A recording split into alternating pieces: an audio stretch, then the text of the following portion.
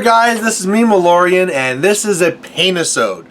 And this will be a kind of a special edition because this is a Welcome to Mark III Day Paintisode. And so basically today is June 29th when I'm recording this anyway. And so this is when Mark III is officially released. This is now, it's out there, you get all the decks. I mean sure, you could have gone to Lock and Load and gotten the stuff there, but for all of us regular commoners, this is when we could go to the stores and pick up these things. You know, I've been so jealous for all my friends. I mean, sure, there's War Room and stuff like that. I don't get War Room. So I've been waiting for these cards for so long, trying to like print things off on paper and mark it off on there. It's been a real hassle. And now I finally have the cards. I finally have the new box. And this is good time to be alive. Anyway, what a Paintisode is, if this is your first time, is basically go grab something to paint. Go grab some hobbies, something like that, because, I mean, you could sit here and watch this, but I mean, I'm in my pajamas. I'm just going to be drinking some Sleeman Honey Brown. I always say that. I bring down a drink with me. I might have a few sips, and I usually have to like chug it at the end because I'm so busy talking and painting that I usually don't have enough time to actually have any sips, which is a shame. And what I'm going to be painting today is the new Signar caster, and this is Beth Maddox. So she is like the Stormblade caster, and she was actually not as easy to put together as I assumed she would be. You know, pretty much she comes in this interesting blue plastic. Let's show this. I don't know why they did this. It seems to be an overcomplication. But I mean, like, I got my fancy new starter box here, which it comes with the new rules and, you know, intro to Signar and all this stuff. Some things I didn't know would be in there is, you know, some little privateer press focus. I guess you'd have to have something, so it makes sense to put in there. But anyway, getting back on topic, is they have like this colored plastic that your guys come in, and it seems kind of unnecessary, you know, like sure it's nice and all this stuff here, but you know, just the whole fact that they have to make sure that, okay, we're printing off Signar stuff now, make sure you put in the blue stuff. Oh, we're printing off this now, let's change colors. And it's, you know, it seemed, it was a little bit of a surprise that they bothered to do that. I mean, not a surprise in today because I've seen the pictures and stuff for a while now, but when I actually took it out, had my hand, that's where the thought came to my mind. It was like, really? They decided to do this, and it was kind of weird. Anyway, pretty much all I've done with Beth so far is I have primed her and put on the first coat here, and so, I mean, I have another Stormblade here as comparison, and I mean, like, already they look kind of close already. You know, there's a little bit of black on them and some gold and stuff like that. But that's why it's really not going to probably take that long to do her. You know, hopefully she'll be within the hour. But anyway, what like I was trying to say is that she was a little bit more difficult to put together than I thought. When I first put in the first leg, she kind of had that way that Privateer Press does it, where like there's like this massive guide almost, where like slots into the body, and there's no way you could put that in incorrectly. So I was like, oh, okay, well that's pretty simple. I guess this guy will go together in no time, or this girl rather. Well, anyway, I start trying to do the rest of the model, and that's where the easiness ended, as I just spit all over my model, because the head was kind of set up where there's like a little chunk that should just be fitting inside the body and everything's happy, but it was a really tight fit. And so if I didn't want her head kind of like floating in nowhere, I had to really be forceful to actually get it in there and to fit. And then when it came to the arms, and I mean like the leg really wasn't going to be that hard to get in there. The head, you know, I don't really need guides for that. They just really need to have like a ball joint, and I could then put her head however I wanted it.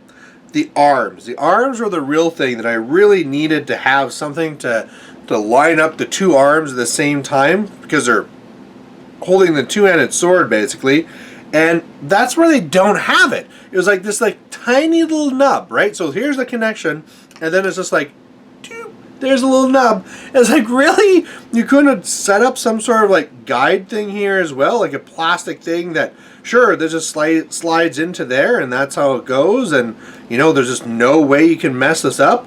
This is where you don't have that, so I was a little bit disappointed in that. I was also, I don't know why, this is maybe just silly of me, but I thought there'd be a little bit more detail to the model. It's not a bad model. I mean, don't get me wrong. I think I've seen some really bad models over the years, and the fact that this is a mass-produced model, you know, sure, you know, like this one is fine. I think it's just more so there's like, oh my god, this is a new Cygnar caster. I was looking for something really flashy, and then when I put it together, it was like, okay, alright, you know. And I'm sure that might be part of it too. By the way, I just kind of started off with the skin. Yay, I got skin on my face.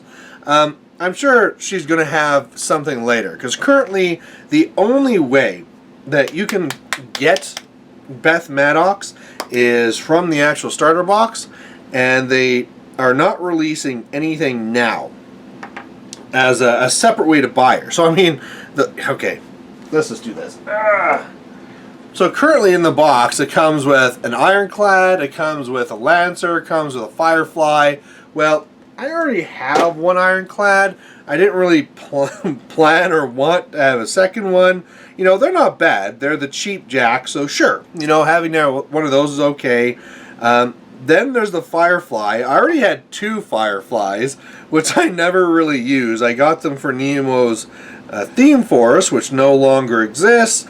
And so having a third one, really didn't need that. You know, I'm sure for somebody who's new to Cygnar, this is great, right? Or something who's, you know, been playing Cygnar and is now looking to flesh things out for some of these pieces that they might not have had before, that's great. But for me, where I already had all these things, it's like, oh, I really wish I could have bought Beth all by herself. And looking at this, I'm sure that's what's going to happen. I mean, later on, there's going to be a resculpt, and all of a sudden you can be buying her in her new pose, and she'll be doing something awesome in that pose. And, you know, it might get to that point where I rebuy her there. We'll see. You know, I'm going to have to kind of see how this paint job comes out. Of course, it's also a matter of how much I like the model. Rules-wise, you know, if I start playing her and she's amazing and this new sculpt comes out and it's amazing, sure, I'll jump all over that. But if I get her and she's kind of like mediocre, I don't really play her that much, and then a new sculpt comes out, I probably won't bother. So it really kind of depends on that, to be fair. So the next thing I'm painting on her is her robes. It's a lot like the Storm Blades, where she has kind of like this little apron she's wearing. It doesn't make a lot of sense in terms of it doesn't really do anything for her. You know, it's not really a cape, right? Like if this was coming out from her neck, then okay, it'd be like a flashy little cape that she's having, but it's really just like a bum flap, which at the back like covers up their bums. It's like the here, I'll show the other one. Like on the Stormblade, it's like someone didn't want to model a Stormblade bum, and they're like, how about a cloth? Right, let's just have a little bum cape. And so currently I'm just painting Beth's little bum cape here. I'm sure in the fluff somewhere it has like this detailed reason why, like, it protects them from the lightning, or I don't know, determines rank, or you gotta earn it when you get through Stormblade school. I don't know, something like that. But currently it's just a silly little bum cape to me. So anyway, I went to the store today. I actually took time off work so that I could go to the store, and I wanted to make sure I got there ahead of the rush. I mean, the local guy is great. It's not like I was worried about getting there and my pre-order would be already sold or something. You know, he had all the pre-orders set up in bags. This is at Thunderground in St. Albert, which everybody in Alberta loves.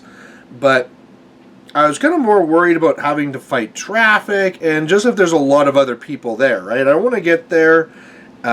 And when the store owner is trying to deal with like 100 people and me trying to sneak my way in, I want things to be a little bit more relaxed. If I want to go and pick up anything else up, you know, give those chances for those little spontaneous purchases to happen.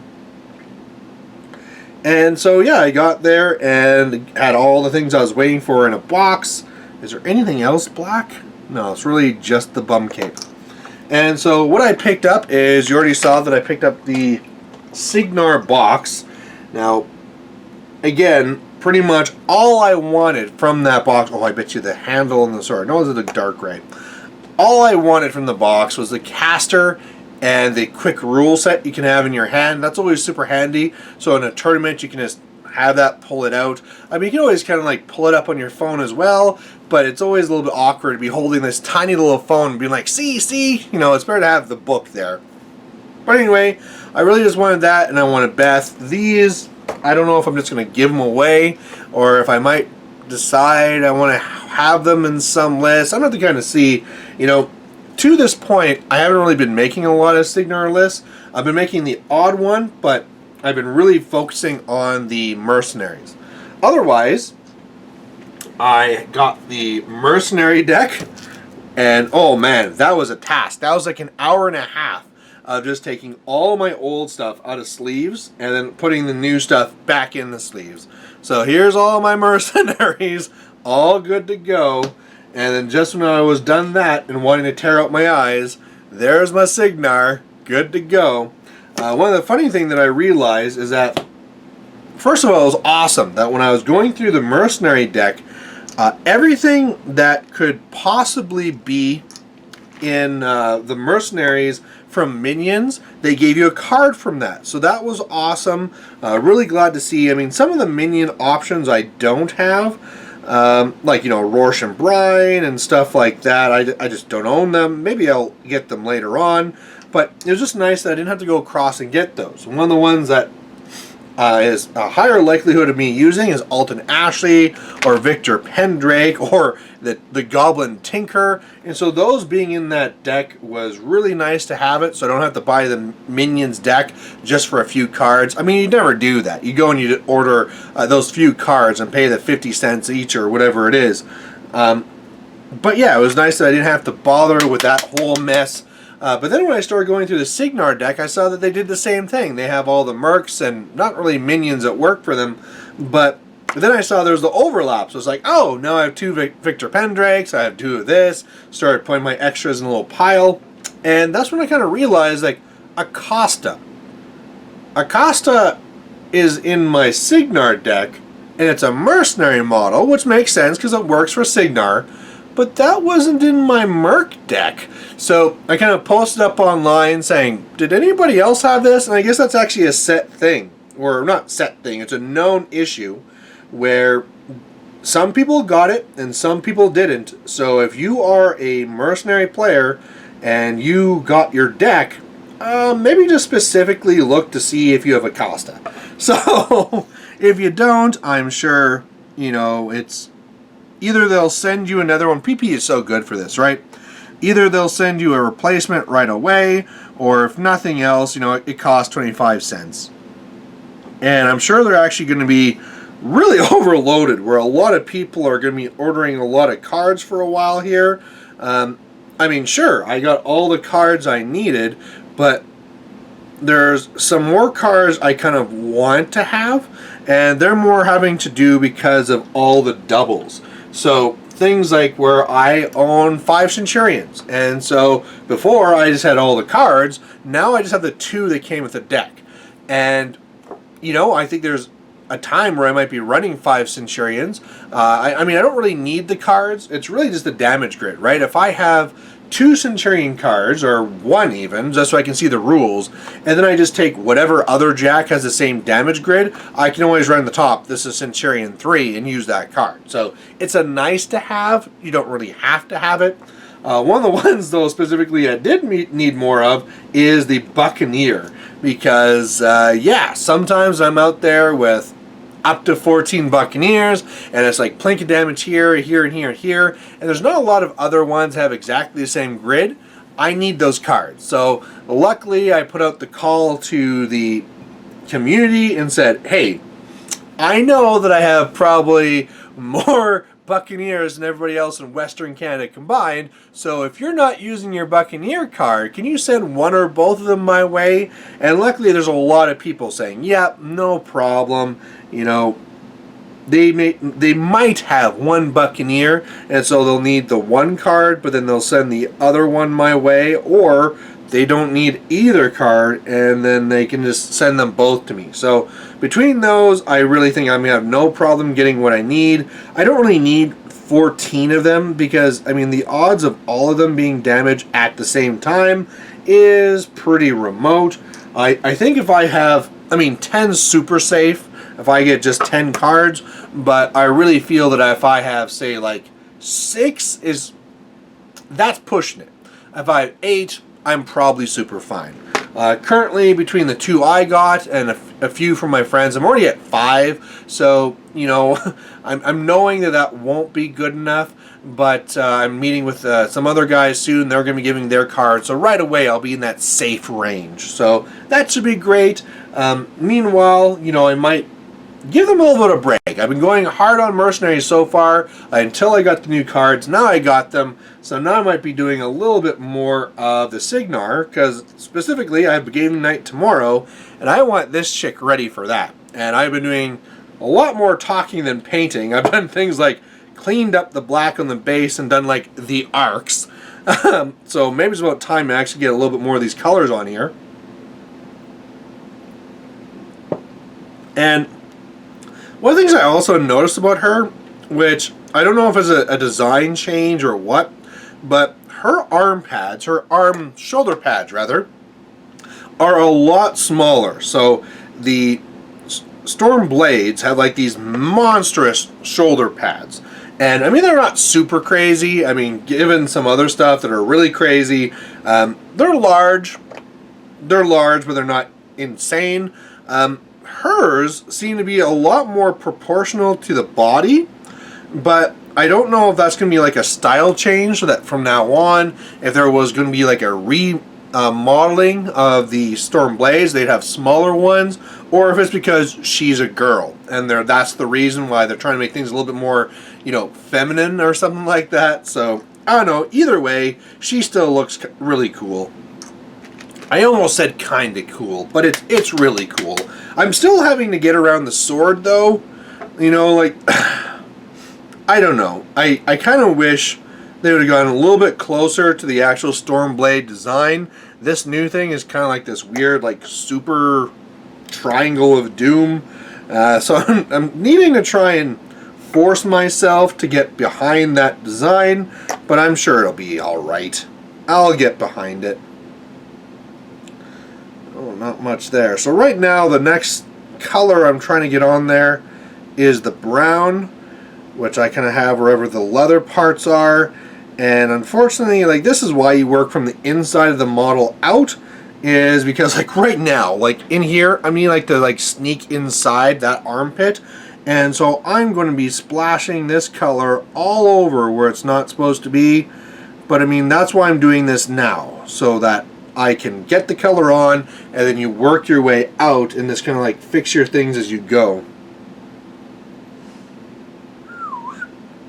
But she's neat. She has like these little, like, almost like generator rings around her arms as well. It's a little bit more closely to like what they've been doing with Striker 3. By the way, that's actually when I've been looking and trying to make Beth Maddox lists, I've been finding that they're actually pretty close to what I was doing with a lot of my Striker 3 or Striker 2 lists. So her big thing that she wants to do is have a lot of things that can get in there and smash hard, because what her feat does is they get +3 strength, and then they also like beat back and stuff like that. So you really want to have it on, like, not a gun line, because the gun line really wouldn't be doing anything. You want to have like this super hard hitting force. I mean, I guess maybe you don't. I mean, the argument can be made that you could go semi-gun line with her, and then the problem with gun lines is that you don't have the armor cracking in melee if they ever get to you, and then Beth Maddox can be like, no, I got you covered. pop feet, that one unit of Stormblades, let's go and do this, and we can smash that heavy that got through. So there is that argument, but you know, I'm sure the majority of the lists you're going to see out there are going to be very infantry heavy and very combat based, right? Let's get there and let's put some halberds and swords to face and just kind of do it that way. And you know, like I was saying, that's a lot more like what my Striker 2 and Striker 3 lists typically are like. And so I was kind of hoping she'd be a little bit different from them. But I mean, I guess she's almost more of a mixture of it. So where Striker 2 is really, okay guys, I have a feat that I can share at the last second and you guys can get like an extra move and an extra attack. And Striker 3's is more of a thing where like, okay, I'm kind of the anti-high defense guy, which, you know, if you have trouble hitting, I'll pop my feet, and on the charge, you'll auto hit. You're also getting an extra dice of damage, so I'm kind of like anti-extremes. Beth Maddox is kind of another one, though, which is kind of a different direction, where it's kind of more of, well, I'm going to be really middle of the road. I'm going to go and I'm going to have an armor buff, and so all of a sudden a unit can have, what is it called? I keep forgetting this new spell. Dauntless Resolve, so that not only do you have +3 armor like Arcane Shield, but you also have tough, and that's pretty damn awesome. You know, a sail on a jack kind of extends it. It's kind of like Striker 3 again for having, oh, whatever the hell his thing is. Oh, what is it called? Where if you're around him, escort, there you go. If you're around him, they're faster. Except with this one here, they also get +2 to like how far things are slammed. So, you know, maybe I'm also kind of wondering if like Beth is kind of more of a melee scenario list, because with all this beatbacks and stuff, you can do a lot more work for clearing out zones. So I mean, you could just clear them out by killing stuff, but even if you can't, you can beat back or slam with this one jack things out of zones. Also, a big thing that she has that those other options don't have is Onslaught, which is pretty awesome, because what Onslaught's going to do is just ignore terrain issues as far as Pathfinder goes, and she has Snipe as well. So she's like this interesting like middle caster that kind of covers all your bases. And another spell she has that kind of goes along that semi-gun line thing is that she also does have Snipe. So, you know, if you have 2 units of Stormblades, one can have Snipe and the other one can have the super armor, but alright, so far now I've added in a little bit of brown, so that's on her legs. In doing so, I kind of really mucked up a lot of other things. So I think I'm going to go back and do some small touch-ups now. I mean, really, I know that later that's where I normally do all my touch-ups, is at the very end, but because there's a lot of areas that I kind of just slopped over right now, I kind of want to get most of it, just so that I don't get to the end and then forget that, like, oh yeah, down here I kind of lost that detail, and over here I lost that. So if I can get a lot of these now, it'll just make things a lot easier for me later. And I know there's going to be more touch-ups I'm going to need to do. I just don't want to get to the end and be like, well, I'm all pretty much done. Oh no, I got 1,000 touch-ups. You know, this will hopefully at least get most of them so I don't forget them at the very, very least. It goes really fast too. Yeah, most of that's going to get red from the generator, and I mean, like, that's it. That's pretty easy. Oh, I got underneath there. See, exactly, like a little spot like this where it's like underneath a shoulder pad, that's something you miss. Okay, so now we might get into, I can do the yellow. A lot of the times yellow you have to do multiple coats. For me, I almost always make their hair yellow, so a lot of times I like trying to get that yellow on early so that that coat can dry, and then I can come back and do coat number 2. Also, it's one of those colors where it really pops out. So again, if for whatever reason I can't finish this by tomorrow, which I really should. Again, it's just a matter of how much I get distracted and talk rather than paint. You know, if I can just get the majority of the main colors on so it really looks painted, that's the main thing. I can always come back after and finish it off. But I mean, really, I don't think that's going to be the problem. I mean, I look at the clock here and I see that we're already at 25 minutes out of the hour, and, you know, that makes me kind of a little bit worried, but a lot of this other details will go very, very quick. You know, I'm going to say right now that time's an issue, but then I'm going to blink and be like, okay, done. So, try and work around that ear. That's something I find that people mess up a lot. And again, I'm not like a super painter. I say that all the time, but there's a few little things I'm finicky for. Like, one is eyeballs. If you're one of those people who paints everything and does all these details and then don't do eyeballs, that kind of really bugs me. Another one is when people just don't realize that ears exist, and so when they're painting the hair, they're just like, oh, color, color, color, and then all of a sudden their ear just becomes their hair, and it's like, really? You didn't see that that was an ear coming out of there? Alright, fine, whatever. And again, I mean, if I go and I look back at mine, I mean, theirs might have crazy shading and detail work and stuff, and to me it's like, well, I got my ears though. That's the main thing. So anyway, you can kind of see that, kind of, if I can turn her with my one hand when cleaning my brush with my other hand, that now that her hair's painted, you know, it's just that one other detail that's making her pop a little bit more. And if you're across the table, you'd be like, yeah, she looks kind of painted. A little bit, maybe. So now I think I'm going to get some of those red bits. But anyway, I should actually talk more about War Machine than painting, because this is release day, and so we should be more excited about that than, you know, my really bad painting details. But I mean, another thing I can talk about too is I made the announcement separately, although some people might have missed it because maybe they just thought like, oh, it's just something where I'm giving out the prize. But War Machine Wednesday, which has been a pretty major part of the channel for a while, is done now. And unfortunately, the reason is just I have too much going on. If you want full details, I mean, you can always just go back to that video where I have, you know, War Machine Wednesday prizes and announcement. But what it really comes down to is just that I'm too busy. I have so much going on, especially now that I'm doing more board games and doing that podcast as well. It's just taking up way too much of my time.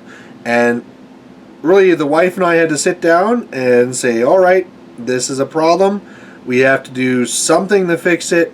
And given all the possibilities, War Machine Wednesday, as much as it's a thing that I love, that's the one that just had to go. You know, it's just, I couldn't really drop anything else. And so what are you going to do? That's pretty much has to be the one. And now I realize there's like a little mini other loincloth in the front that I didn't do. So I'll have to quickly pull out the black and do that, so I can do the red on the outside. So it really sucks that goes away. Already almost found a replacement for it though, because there's a lot of local guys that do a lot of good stuff for the community. And one of them is this guy Mark, where he's on the channel quite a bit. You'll see him a lot of times as the Legion player, and what he was starting to think of is like, well, you know, he might like to start doing some of these videos, because he was already thinking about doing some battle reports. And so he thought, well, you know, if I sit down and spend some time and say, hey, this is how I might make my battle reports, maybe he borrows my camera and tries to go through some, you know, sure, he could go and post them on the channel, and maybe that'd be another way where, you know, he can do what he wants to try out, and that's to make the battle reports. You guys would get these on here. The reason why he might want to do it on my channel as opposed to starting his own is there's a lot more exposure. And then, hey, you know, if his really take off, you know, maybe he goes, makes his own channel that's bigger than this one, right? But it seems like in this beginning stage, it's a good win-win for everyone. But, you know, it's a big time investment. You know, I made sure to be very upfront with him that there's a reason why I'm needing to back away from it, and that's because it's a lot of time to set up those games, to, you know, set up the betting and the tracking and all those things, making the battle report. You know, it's not like it's nothing, right? It's a pretty solid time investment. And so he's going to give it a try out. You know, and it could be that you guys don't see any of it. I'm talking about it now, but it could be that we go through the first process, he realizes, nope, it's not his thing, and you'll not see any more of it. So that could be, but if nothing else, it's just exciting that, you know, somebody else in the community is stepping up and wants to try something like that. And I know there's some other people in the past, like they've wanted to try doing their own podcast or something else, but you know, they get into it and start realizing, like, oh, this is a lot of time and a lot of effort. And I mean, who's going to be the one who's actually going to be being the editor and have to sink in all that time doing it? But anyway, that's enough of that. Another thing is I've been talking about these events coming up, and unfortunately one of the events, it looks like I won't be able to make anymore, which sucks, because now that Mark III is out, I want to be trying to do as much as I can, right? Getting to these events and testing them out, and, you know, I've been doing very well so far in my casual game, so I want to see if, you know, come tournament time, if I can bring in some early trophies or something, although they stopped their trophies. We can talk about that in a second. But unfortunately, I got a buddy who's coming in from China, and when the first local steamroller is, that's when his welcoming party is. So I'm going to have to kind of see how the timings work. Maybe it's a thing where I can go to the steamroller and then go to his thing after. But yeah, that's kind of too bad. And the thing is that a lot of times these steamrollers go late. This one, they're trying to start a little bit earlier just to kind of combat that a bit. But, you know, really, if people are getting together around 5 or 6 for supper and drinks, I'm probably, like, highly likely going to miss it. So given that, I have two options. One, I could just go to the steamroller anyway, knowing that I'm only going to play like 1 or 2 games, and then just drop, which, I mean, might not be too bad, right? It's still games, right? Why not? Or, I mean, of course, option 2 is to say, well, screw it, right? If I'm not going to be able to go there and go all the way, then maybe I'll just not go at all. And I think part of the reason why I might lean more towards that is actually just how things are a little bit more a focus of competition right now. Now that I'm kind of more with this Murderers Row group, and, you know, if the results come up and say, like, oh, Brian, he's like in the bottom third, but it's because I only played like 1 game or something before I had to drop, you know, and previously, I just wouldn't care, right? It's like, who cares what my standing is? I know what was going on. But now that I'm trying to, like, do a little bit better here in Mark III and kind of turn things around, even turning things around is kind of the wrong term for it. It's more so just wanting to make a bigger effort around it to really get some really good standings this year, and get some, you know, some trophies on the wall. And I guess, I mean, it really doesn't matter whether I come in 8th or last or whatever, you know, you just don't get a trophy. But it's just that fact where it just kind of like irked me a little bit, where when people look at the first, like, Mark III standings, and you know that people will really be looking at those, and it'll be like, oh, that Brian guy, that Malorian guy, he did really crappy. Well, I guess he's not going to do very well in Mark III. You know, it almost like that's bugging me a little bit more.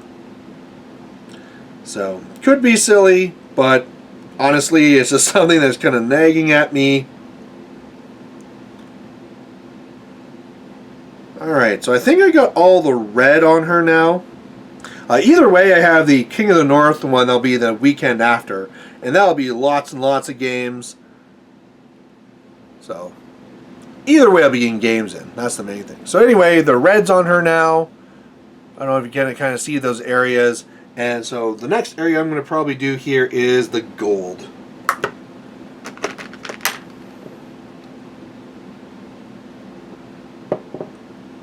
So now we can talk about trophies. So when I was setting things up for my Blood and Gears tournament, which is my big one, which if you're in the Alberta area or Western Canada area, you might want to come out. It's a sanctioned Masters. It's a War Machine Weekend wildcard event. So, you know, it's stuff's going on. You might want to be a part of it. But the big thing here with this is that with all the changes, I wanted to find out what I needed to do to get the trophies, right? Because last year I got all approved and I got the big trophy for that, you know, $200 US to get this massive Masters trophy. And I mean, it's a lot to pay for one trophy, but you know, this is something where if you win once, that's going to be like the big thing that you're going to be looking at your trophy rack or whatever you have and be like, yeah, you know, like that's one of the good ones I really want to remember. But yeah, now that that's gone, I was kind of wondering what they're going to be replacing it with. And what they're replacing it with is actually these little, I say little, but I haven't actually seen them in person yet, but they're medals. And one of the things that kind of bothered me is, like, you know, to me, maybe it's just me, but a trophy means a little bit more to me than these medals. However, there are going to be separate and better medals for Masters. So there's like these premium medals. So I gotta wait to see, because at the time he had no pictures to show me. So I don't really know what they look like, if they're coming pre-engraved, if I'll have to engrave them after, because that's another thing too. You always want them engraved so you can look at them after and be like, yeah, you know, I got this from that event. But, you know, I gotta see, because it could be that these medals are not what I'm really looking for. I'll get them anyway, because it's a sanctioned Masters event and I want to have the official, you know, swag for it. But the big thing is that if it's not going to be super awesome, I'm going to want to get something else. And luckily, there is a big price difference. These medals, like I said, the big Masters trophy was $200 US. This thing here is only $50 for that premium kit. So really a lot more affordable, and in theory that also means that I have an extra $150 to get a separate trophy. So I know originally, before I got sanctioned before, I was wondering if I was going to be going with like an engraved sword or something really cool like that. So I might be coming back to look at those options. I mean, there really is a lot of cool things you can do. I was thinking of things like, you know, like a WWE like wrestling belt, something like that. You know, just something that's really going to stand out. And if I want to say like, hey, come out to my event because it's super awesome, well, then I should have a super awesome prize in the end as well, right? Kind of takes away from it, where if it's like, okay, come out to super awesome event, here's your little certificate, bye. You know, you want to have like some awesome trophy for the person to heave up and, you know, show off and all these things. So we'll have to kind of wait to see what I do with that. So far, this painting's going along fairly well. The gold's making, of course, a very big difference. You never want to go too crazy with these metals, though. I mean, I guess she's already covered in silver, so it's not like it's metal going on to blue or something like that. But you never want to go too overboard. But it's the same thing here, where if I just made everything gold, well, then it's no longer a highlight, and she just kind of looks like a gold model. So I gotta make sure that only the key, like, fancy parts I add that gold, let's call it detailing to. But it's going pretty quick. It's always those first colors that take the longest when trying to do these, and then everything else is pretty fast after. Anyway, just to finish that stuff with the trophies, it's the same thing for the steamrollers. They don't have the steamroller trophies anymore. They now just have the medals. They also have additional medals for artisan and what is it called? Diplomat. That's it. Oh no! I was not paying attention. I got some gold on my brush, or on my finger, and then I put my finger in her hair. So now she has like a gold streak in her yellow hair. Ugh. The worst.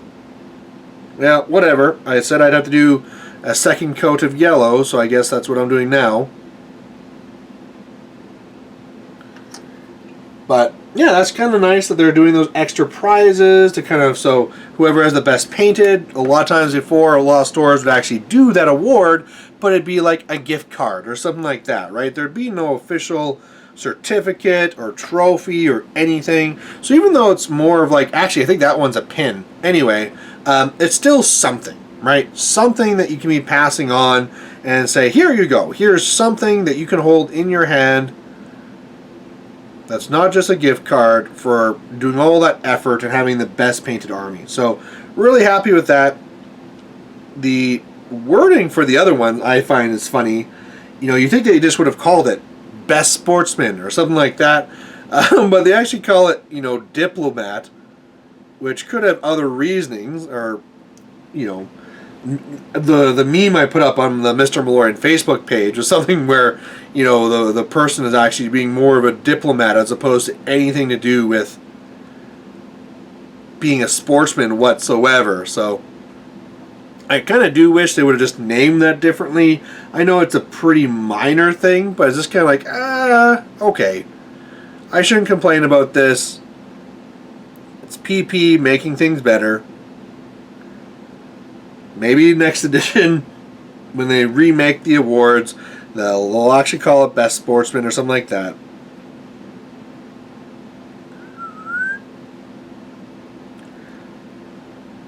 Now we're coming to the spot here where I'm trying to get this gold in by her chest, but she's holding this big sword so close to her body.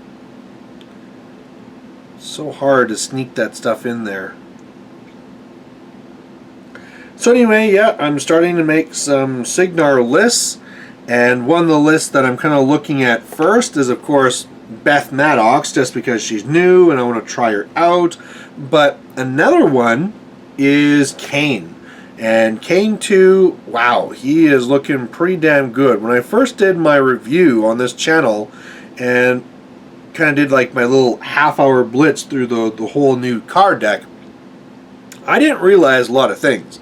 I mean, to be fair, even the first time when I saw him, I actually thought it was the other Caine at first, and not Caine2, because they didn't really have the epic name on there anymore. They just have the different title. But anyway, for that, it's like, wow, like one of the biggest things that he has grievous wounds now, so if he wants to be going after a warlock, that's pretty dang massive.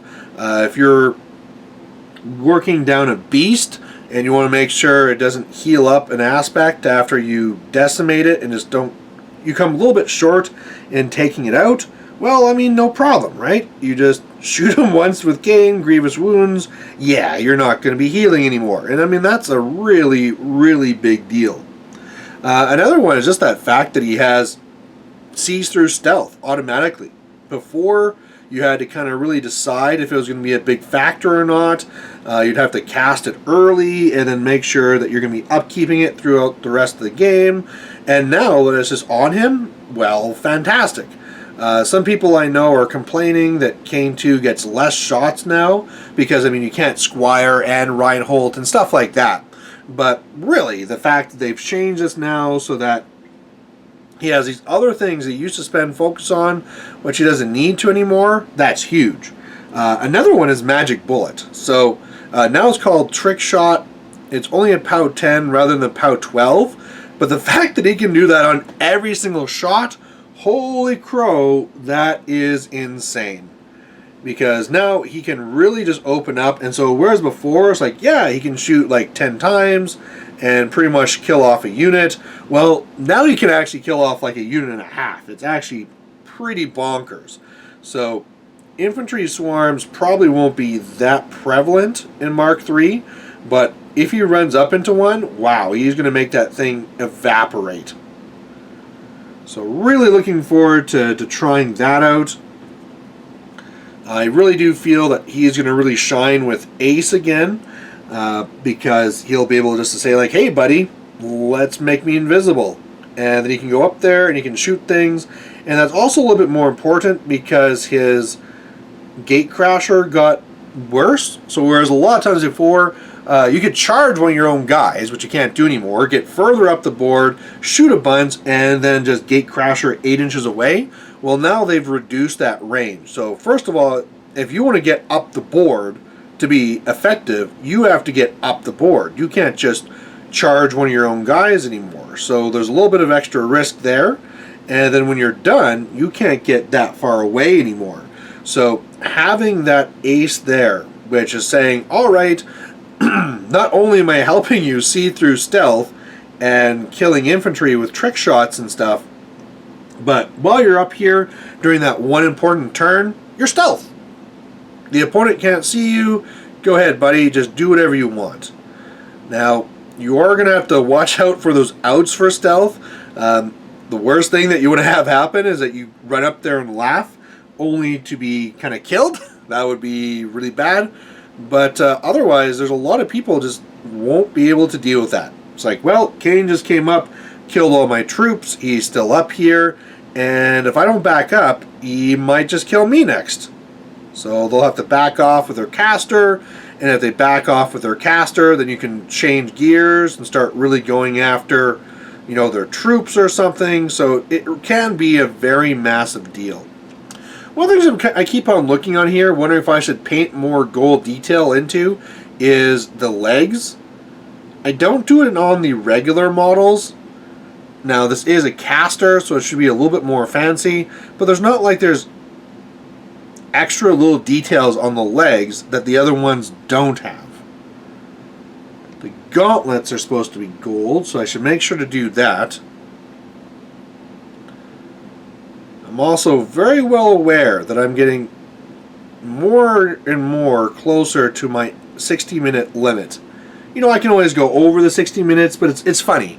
Sometimes stuff like this here, where I thought would be super, super fast, is now down to the wire on whether I'll be able to finish this in time or not. It's also bugging me that there's a lot of gold together here in one area, because the shield that I make mainly gold, and the little guards of the sword that is gold, and like this little center gem, there's a lot of gold all together. And it's kind of bugging me. I might have to do like a last second color theme change there just to make something different. Or then again, it could just be that at the end, when I go and do my wash, that there'll be enough definition added that it won't be too bad. But we'll have to keep an eye on it. Like here, I'll kind of show what the sword looks like now. And you can see there's like a lot of gold together. And I'm not really happy about that. So maybe when I come back to do like the dark silver, I might try and hit some of those areas to clean that up. Otherwise, I have a little bit more gold on the backpack here to do. I still call them backpacks. I know they're supposed to be whatever generators, but I always just see them as backpacks. I don't think that's ever going to change. I think that might be all I'm going to do for that. I'll have to clean some of that up with the red, but I think that's all the gold. So now what are we at? We're at like 10 minutes left. We got this. This will be fine. Let's actually do the eyes quick, because I already had done the white for the eyes. This is dotted. But so tomorrow, I think that's going to be my pairing, where one is going to be Beth Maddox with a bunch of infantry, and get in there and let's put, you know, fist the face and smash the world. And then the other one Oh, that's a bad one. That's a bad pupil. And then the other one's going to be a Caine2 Pew Pew Pew. And again, because Caine2 is so good at killing infantry, I can just make the rest of the list all set up to go after armor. And another interesting thing is, whereas before, Caine2 didn't want to have a lot of jacks because he's really focus greedy. Now that you give out free focus, there's a lot more other options that are tempting to take.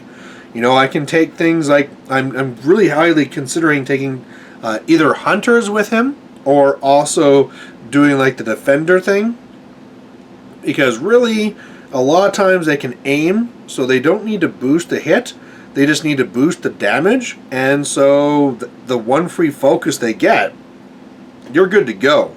Caine2 is doing his thing, they can kind of do their own thing, and hooray, everybody's happy.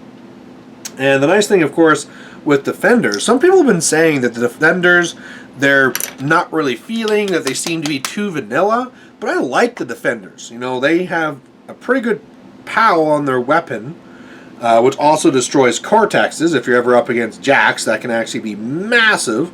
But yeah, I mean, you got the good gun for long range. You can fight when things come in close. That's not a bad way to spend it. I do almost kind of feel, though, that it almost gets down to that debate again about whether hunters or defenders is the way to go. So I might have to redo some of that Mark III math just to kind of see where, for sure, where things are sitting now. But I'm guessing that since I want to have some good melee punch for whatever gets through, I'm going to want something like that. But then again, I could always put in Dynamo or some other jack that can really handle that stuff. You know, I could always toss in a Centurion. There's really so many different options I have. Unfortunately, some of the builds that I know I'm going to see, like that Ossian gun line, I do not want to be dropping Maddox into that. So that would be very unfortunate. Meanwhile, Caine2 would be a great drop into that, I feel, unless he has his stealth seeing through rifleman yet. As he takes the Thane and just sees through and does a whole bunch of nasty to me. Alright, so the face is done.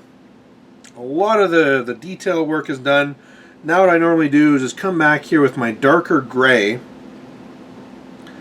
and get some of these other parts here of the metal, where it always seems like, you know, when there's layered metal, this is kind of like the bottom layer. And so I usually try and make that a darker gray, and it makes it for a little bit better contrast, because again, this is just a whole lot of silver for the most part, so anything that I can get a little bit different colors on helps a lot. And actually, a lot of times in the past I've found that, I've mentioned a lot, that this new one really isn't, the color difference between the two hasn't been as huge as it used to be, but I got a new one now, and this is looking a lot better. So I'm really happy with this, actually. I was worried that this was just going to be a point of being futile, but this is looking pretty nice. Pretty much done everything I need for the legs already. Little backpack, he has his stuff up here. Ugh. So anyway, yeah, you're going to see those.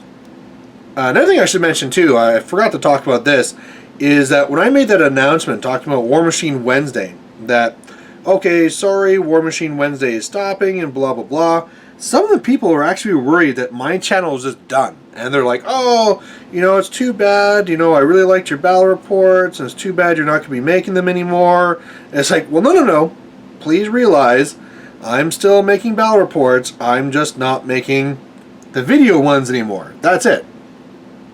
Picture ones, they're a lot faster to make. You know, I'll always be having my picture ones from my tournaments and all those types of things. So yeah, there's still going to be lots of battle reports on this channel. It's just those fancy picture ones, those ones are going away, unfortunately. And I am still really hopeful that they'll be coming back. You know, if either this podcast thing doesn't really come through, or if the scout group closes, or there's a couple of things like that, right? That maybe, you know, I could reallocate some time. It's also another issue where I'm also wondering how much I'm wanting to put into helping out the gill ball in the area, because I do actually really enjoy the gill ball. I think, like I've said before, I think one of the reasons why it's the most appealing to me is the fact that I just need a little handful of models as opposed to a bajillion. But yeah, I'd really like to try and do a little bit more there. And I see that in Calgary that they're having a whole bunch of new players into gill ball. So whereas locally gill ball has pretty much disappeared or gone silent, as everyone wants to try out the good old Mark III here that came out. They're in Calgary. They got like this new group that's just like exploding, and everybody's wanting to get into it and paint. So I'd love to get to one of those events, try out my union. Tomorrow is actually the last day before a big huge break for us, because here we're going to have Canada Day, and so we're going to be having some lunch ball that we'll be playing, so that should be a lot of fun. I'm going to be trying out a little mix there where I'm going to be taking mainly a Union force, but just throwing in that fillet or fillet and princess, and then just taking Union models for everything else, so that should be pretty interesting. Let's see, I think I got most of the stuff. Oh, on the arms, there's a little bit more on there. Now we're doing it for time. We got like 3 minutes. We're totally going to make this. I got a few tiny little touch-ups I need to do. Otherwise... Oh, and I didn't even get to talk about that yet. So yeah, the painting swap thing all finished. I was really worried that the guy who was getting my work was going to be very disappointed with it, but he wasn't. He was like, well, okay, it's definitely different than what he does, which could have been like his nice way of saying like, ooh, this is kind of garbage. But, you know, he wasn't disappointed with my speed painting quality. And another cool thing is that when I was having Mark over after, it turns out he was painting mine. So he went and he got me, I'll drop that silver on the floor, but he painted this whole unit of the Signar mechanics for me. So before, he was asking me what I don't own for Signar yet. I was like, well, it's not much. And so that's why I decided to do these guys, which is really nice of him, because there's only supposed to be one model. So he went out of his way to do a whole unit for me. And yeah, that's great. You know, because in Mark III, they got a lot better. You know, these guys are just painted, good to go. I don't need to worry about anything. So, you know, Mark, if you're listening, thank you very much. To everyone that took part in that was fantastic. I don't think I'll be doing it next time, just because, you know, I just kind of realized that's not really my thing. I'm more of the speed painter, not the quality painter, and I do come out of it feeling like I'm ripping somebody off, and that's not the feeling I want to have coming out of this. So anyway, we got like one last minute, and I got like one last detail I want to put on, which is on these little side legs things. There's like a little tiny bolt. If I just make that gold, it's like just what it needs to break up that big huge block of silver. And otherwise she's done. So I gotta put a wash on her, but I'll show you what she looks like before the wash anyway. So, I mean, of course I never have a good way of showing it to you with contrast or anything, but there you go. Really just a whole bunch of silver and a big old sword. And then hopefully once I put this wash on, it'll be a lot more defined. And, you know, if nothing else, maybe all the shadows just cover up my garbage paint job. You know, maybe that's, you know, if I get honest with myself, maybe that's really what this wash does for me. But no, it really is just liquid talent like people talk about, right? people spend lots and lots of time doing detail work and shades and all this. Not me. I'm just going to go and put on this wash, and it's going to do all the work for me. So anyway, while I finish this up, thanks for taking part in this Paintisode. If you painted anything while doing this, please just let me know below in the comments. I always love it when you email it to me. I'm at Malorian99 at so you can always send your pictures there. Last time I had some Storm Striders that were sent to me there. Got to see that, so always love to see those things. And when I see them, a lot of times what I'll do is I'll just go and I'll post them up on the Facebook sites. That's at Mr. Malorian on Facebook.